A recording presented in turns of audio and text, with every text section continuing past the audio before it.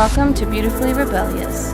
Tune in as we challenge the status quo, unlock mindset secrets, and inspire you to live outside the box. I'm your host, Erin Burr, and let's dive on in.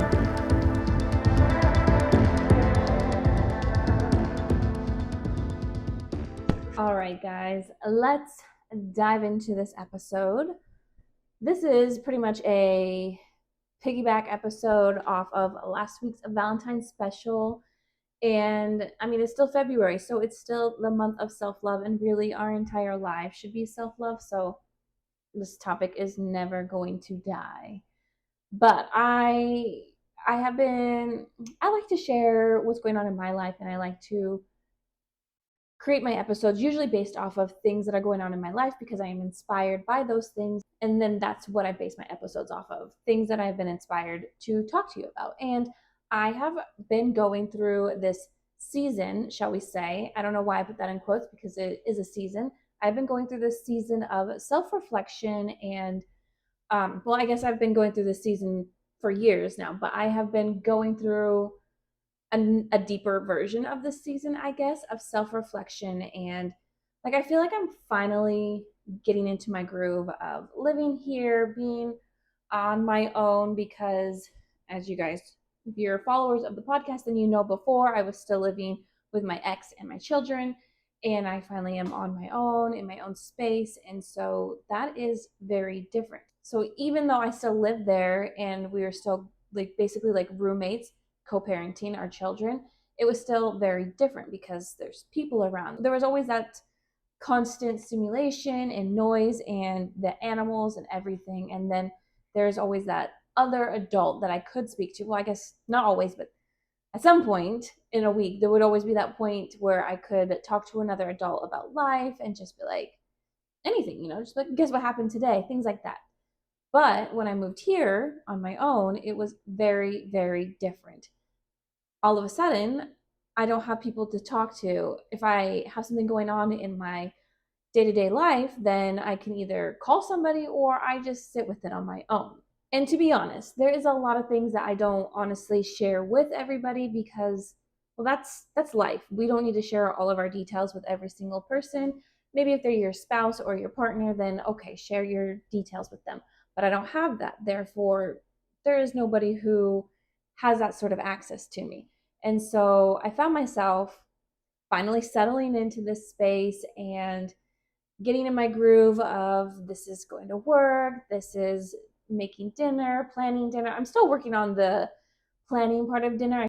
Hashtag girl dinner is a big thing here. But yes, that's basically it. I am in a new season of life, and that has asked me or kind of forced me in a way to reevaluate a lot of things again, which is perfect. This is how we should do life. We should constantly be slowing down and looking at our lives and saying, what's working for me? What's not working for me? Where do I need to make adjustments? And how am I feeling? How am I feeling? Like, so often we get in like the automatic mode, especially when we have to go to work and we have children to take care of and a home to take care of and bills to pay and all these things. It's so easy just to get caught up in the go mode and to be basically automated and not stop and pause and ask ourselves, how am I feeling?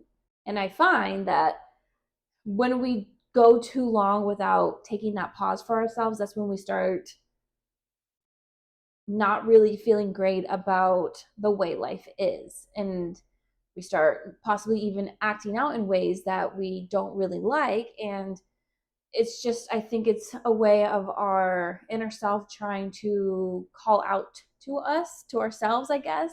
Like maybe our subconscious is calling out to our conscious self saying, hey, please stop and slow down and take a moment to just ask yourself, how am I doing? And so I feel like in these last few weeks where I've been simultaneously getting into my groove and also trying to deal with things like the move and then getting sick with COVID, being stuck home from work because I had it and I wasn't allowed to work, obviously. And then just different relationship dynamics with different people. I found myself in both modes at the same time until I got to a point where my subconscious was just yelling loud and clear, it's time to slow down and it's time to look at life. And so I started doing that. I started asking myself, what is it I even want in life? Like, I have this whole setup now. I finally have my own spot. And for the last year, have always been saying to myself, as soon as I get my own spot, I feel like I'm going to thrive. As soon as I get my own spot, I'm going to do this. As soon as I get my own spot, blah, blah, blah. And it's like, okay, well, now you have your own spot. And I do know I need to exercise grace with that and with myself, in the sense that I have been here for a month now. And I'm not going to move in and then all of a sudden all those things are happening instantaneously.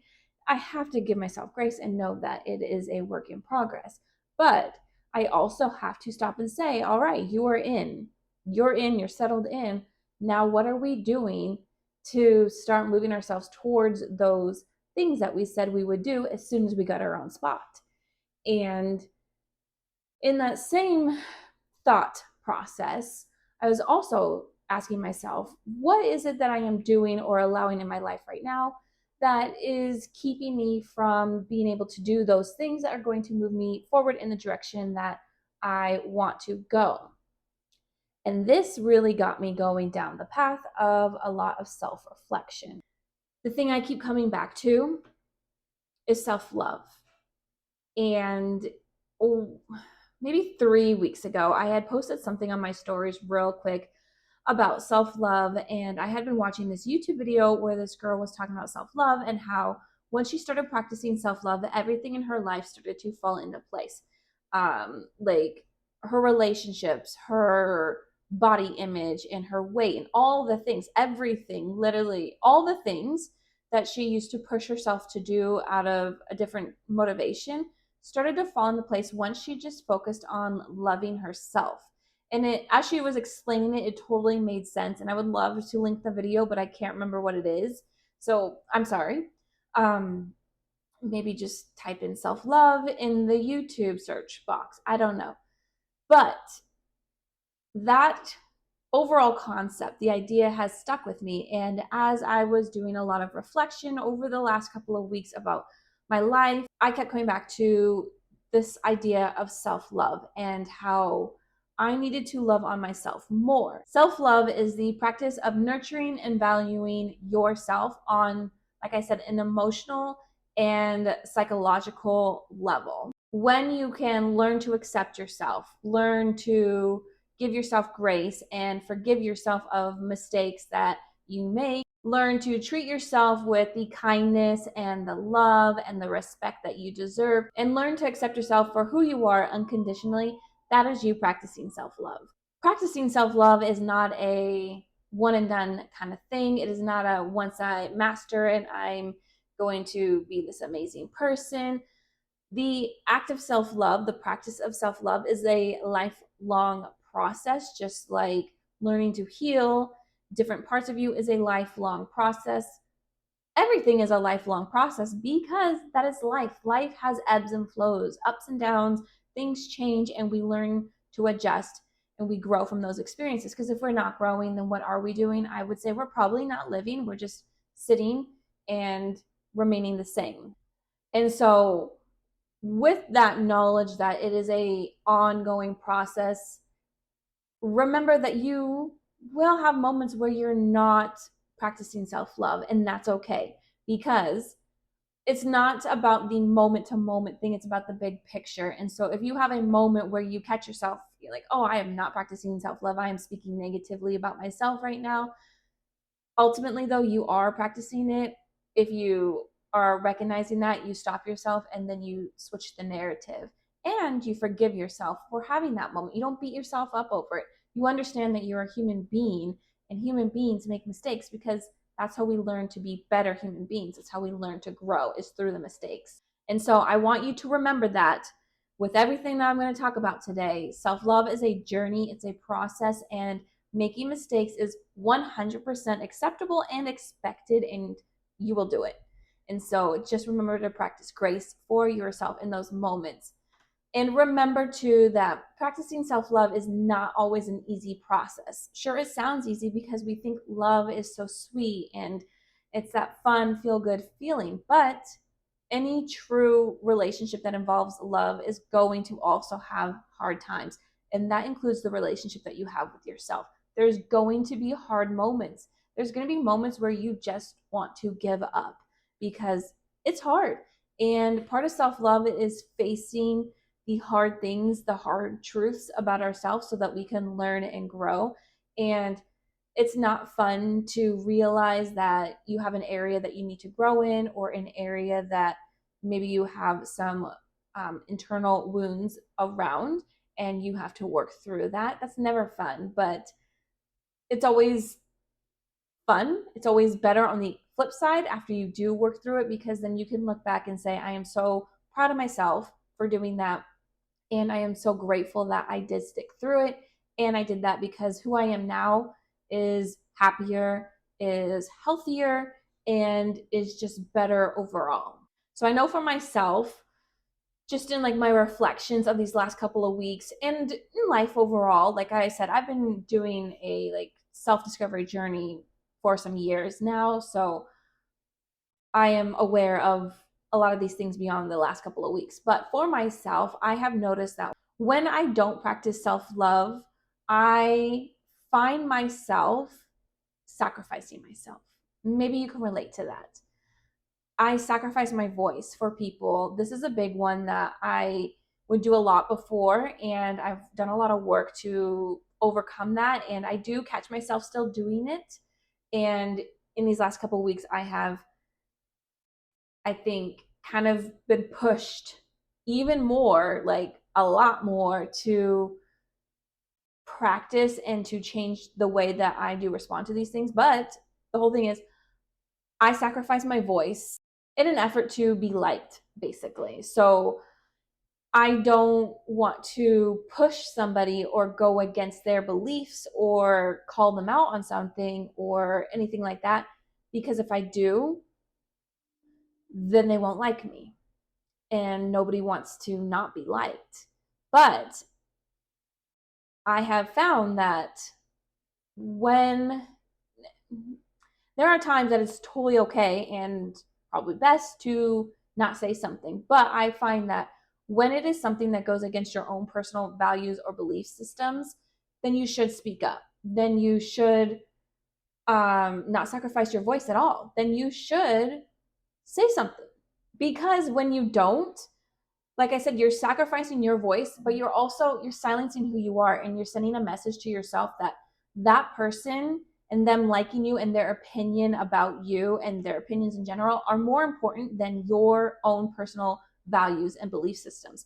And that's not right, first of all, but second of all, that's not good, because when you repeatedly do that, you start to lose who you are, because you have told yourself numerous times your values aren't important compared to everyone else's.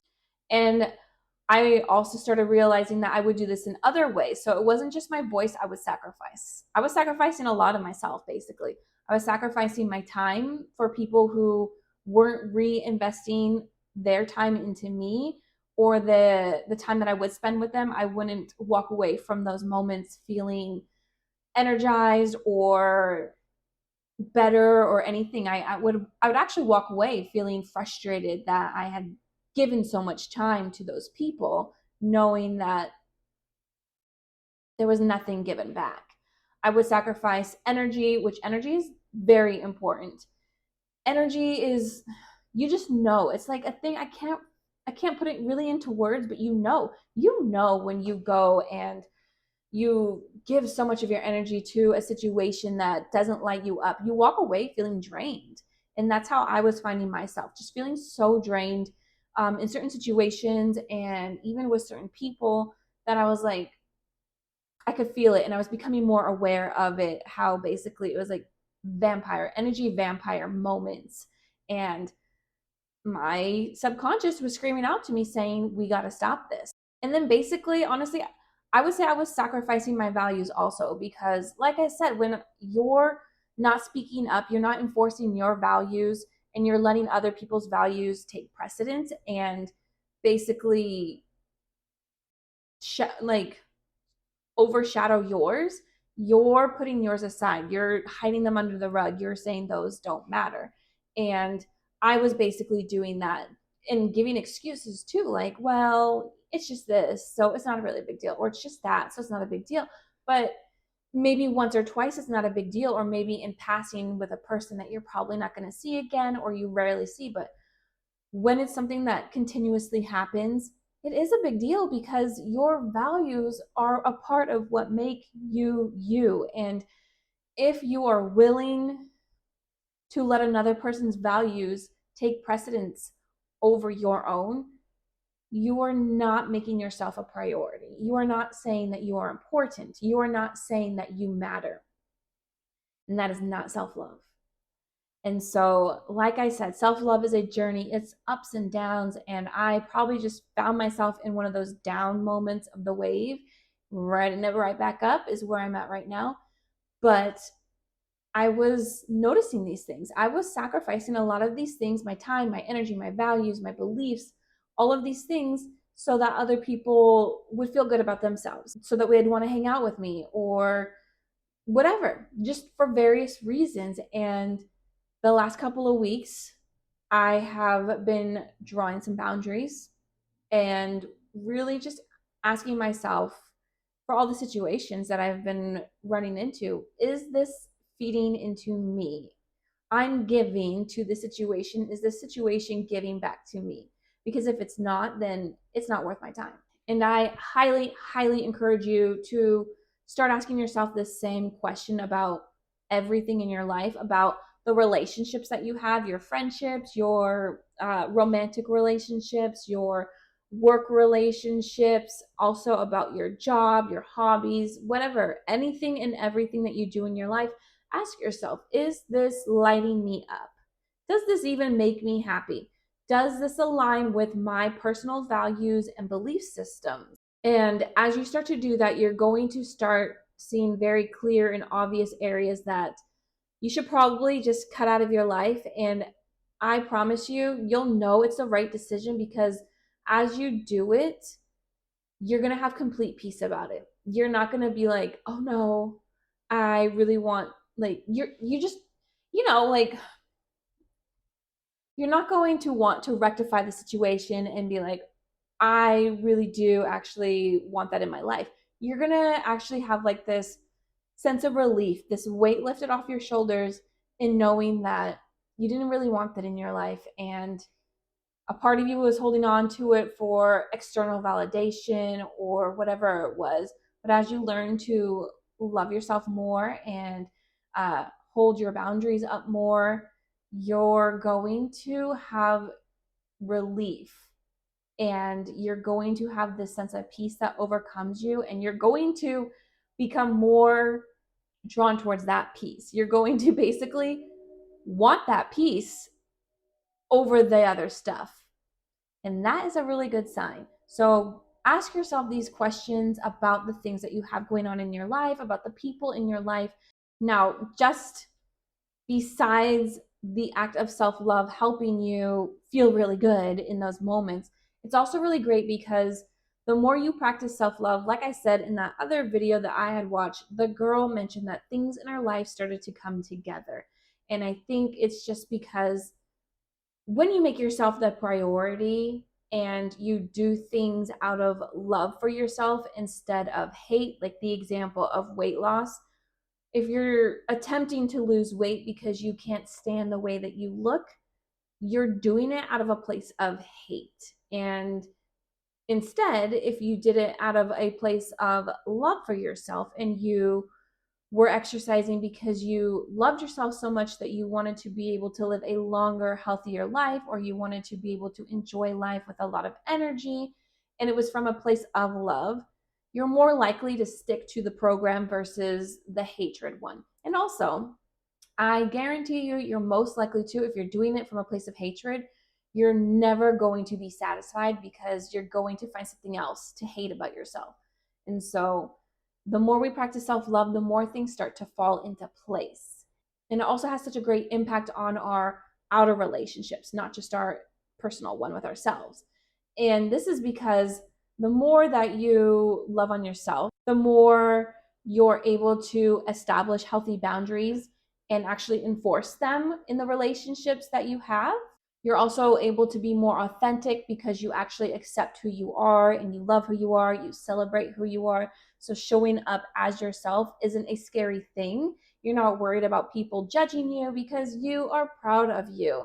And so you're able to be more authentic with people and more vulnerable. And when you're vulnerable with people, you're able to cultivate healthier and truer relationships because those people feel that they can also relate to you.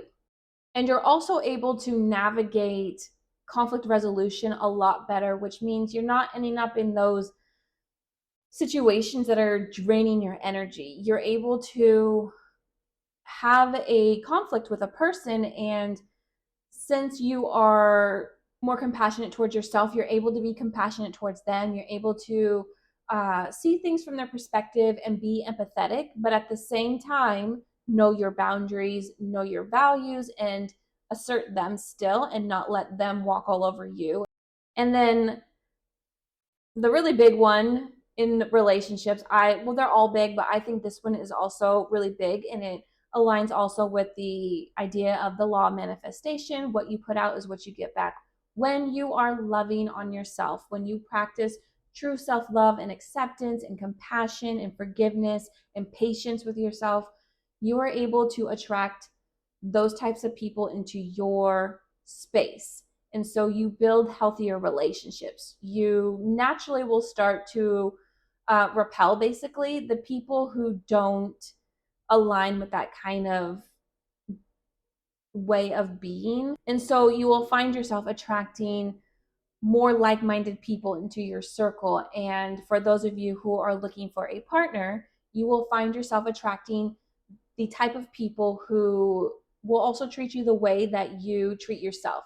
Because really, how you treat yourself is sending out the message to everyone else, romantic relationships and platonic relationships and work relationships, of how those people can treat you.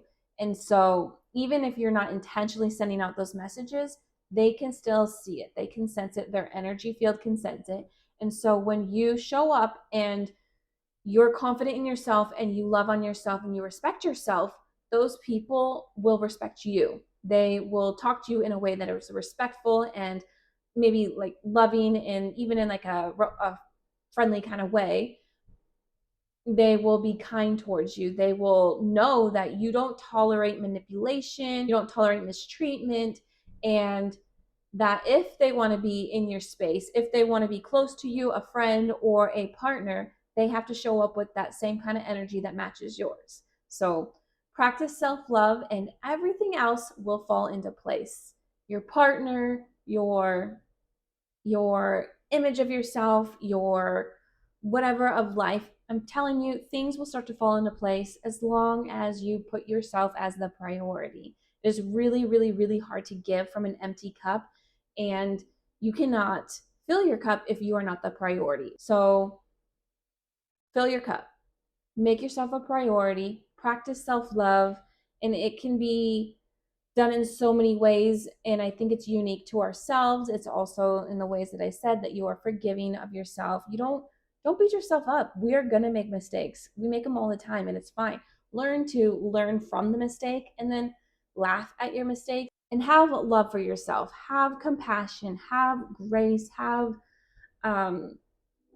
generosity. Be generous toward yourself, and have fun.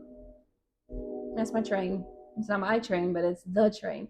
Have fun. Have fun with life. Have fun with yourself. Learn to be alone and have fun. And I think actually too, the more that you love yourself, the easier it is to have the alone time, to be sitting in a space all by yourself, and to be okay with that, to be okay with your thoughts. You should be your own best friend. Like, you should be your very first number one best friend, because you go with you everywhere in life. And if you cannot love yourself, if you cannot spend time with yourself, if you cannot have fun with yourself and laugh at yourself, how are you expecting anyone else to ever be able to do that with you?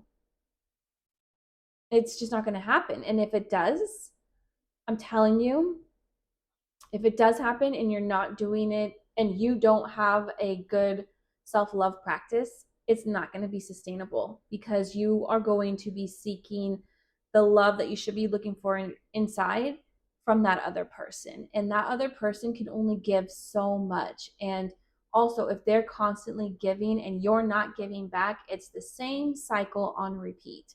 It has to be a give and take. And I don't believe that statement that says that you can't love anyone else if you don't love yourself, or like you first have to love yourself before you love anyone else.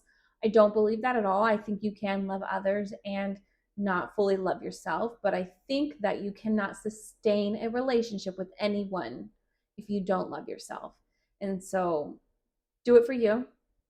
Do it for your future partner, but really do it for you. Do it for, not for your future partner, do it for you, and do it for the relationship that you want to have with your future partner and with your friends and with your family and at work and everywhere, because that's what matters. You matter. You matter. And your relationship with yourself matters. And that needs to be priority.